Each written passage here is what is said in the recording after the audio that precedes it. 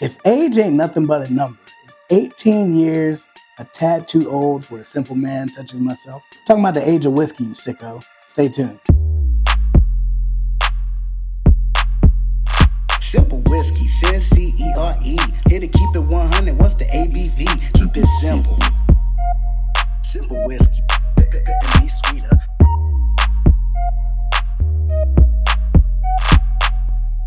What's up, everybody, and welcome to the Simple Whiskey Show. Tonight, we're going down to the creek with an 18-year-old. Knob Creek 18-year.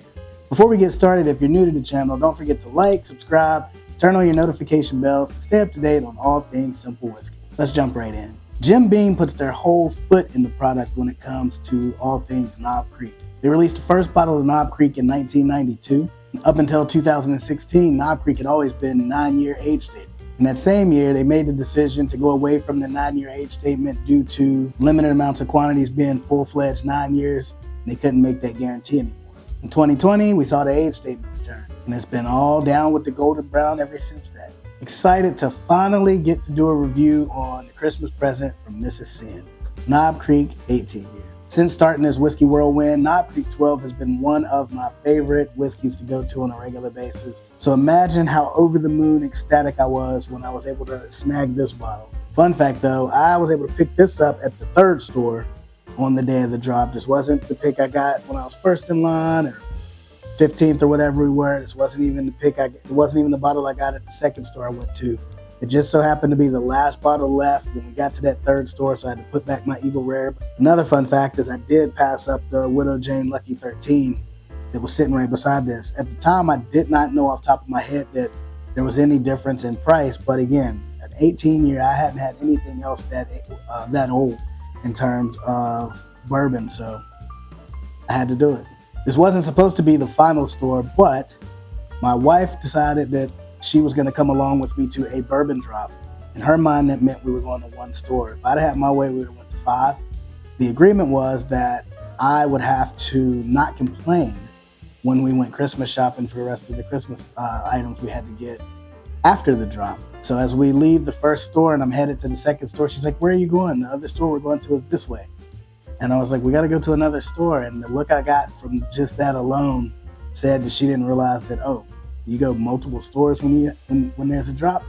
Now, typically I do, and I usually have my little pattern to where I can end up closer back to my house. But since we were going in a different direction, I actually got to hit 2 other stores, or not 2, but I actually got to hit another store that I've never been in, and that was actually the store that I got this. Enough about us. Let's get to sipping. A small cork pop.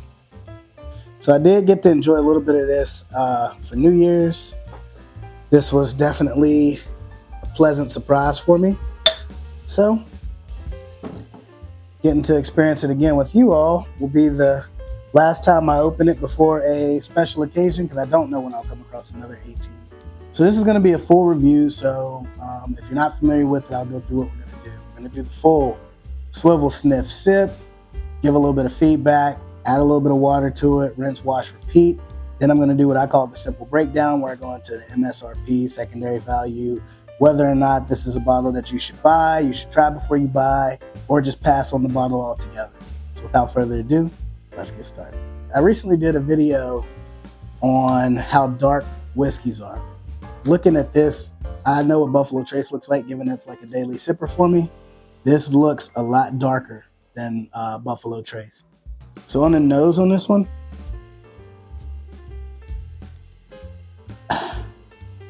I get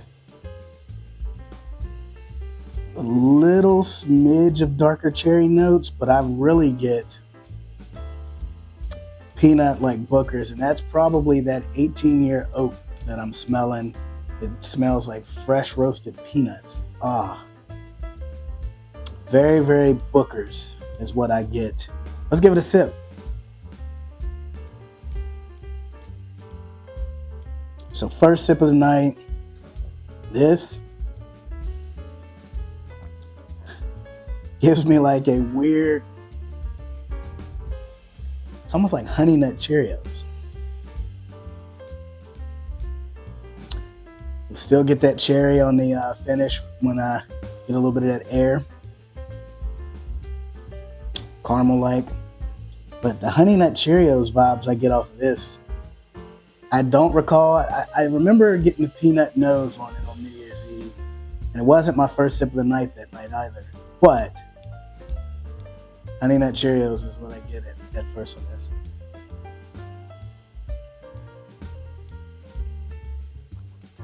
It really just reminds me of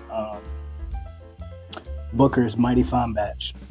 I get a lot of those same unique, slightly bright, definitely the nuttiness that I get on some of the other Bookers. But like I said, that sweet honey vibe I get mixed with that nuttiness tastes just like Honey Nut Cheerios to me, which is a good thing. I like Honey Nut Cheerios. So let's add a little bit of water to it, though I hate to do it to an 18 year, but add a few drops of water to it and see if it opens it up, both from a nose perspective as well as a palate.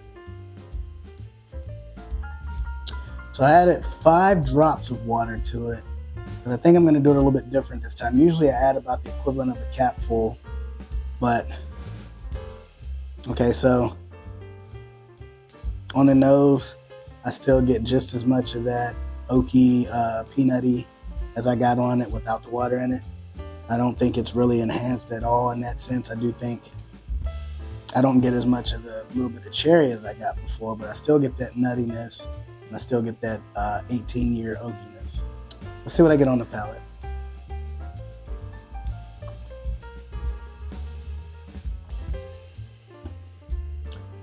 Slightly sweeter. Almost get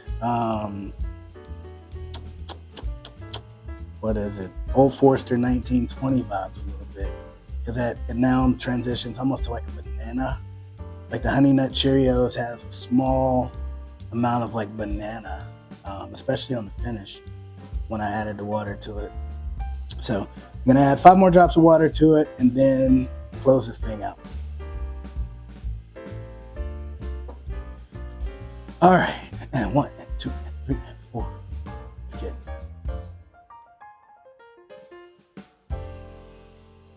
So 2 things to keep in mind. 1, I've added about 10 drops of water total to it. And then 2, this will be almost my 4th sip of it. So your palate has had time to adjust. If it's a higher proof, like this is 100 proof, then it's gonna be a little bit more tame, so to speak, if you got a lot of spice on it to start with, because your palate is adjusted. So that's one of the things to also keep in mind. While water will open it up and change some of the flavors, those flavors are going to also reacclimate to your palate being adjusted at this point. So nose,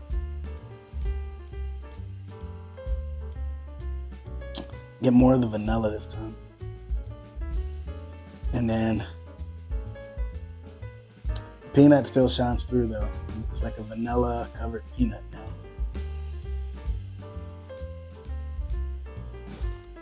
Palate, almost get Widow Jane 10-year vibes, but the finish still takes me back to the Honey Nut Cheerios. Look at all the legs on that. I know that probably not in focus with my iPhone Pro camera, but let's dive into a simple breakdown. MSRP on this one, $170. Secondary pricing anywhere from $220 to $250. Age statement, 18 years. ABV and proof. ABV 50% proof, 100 proof. Mash bill on this one, 73% corn, 13% rye, 10% malted barley. Distillery, I mentioned it earlier, Jim Beam.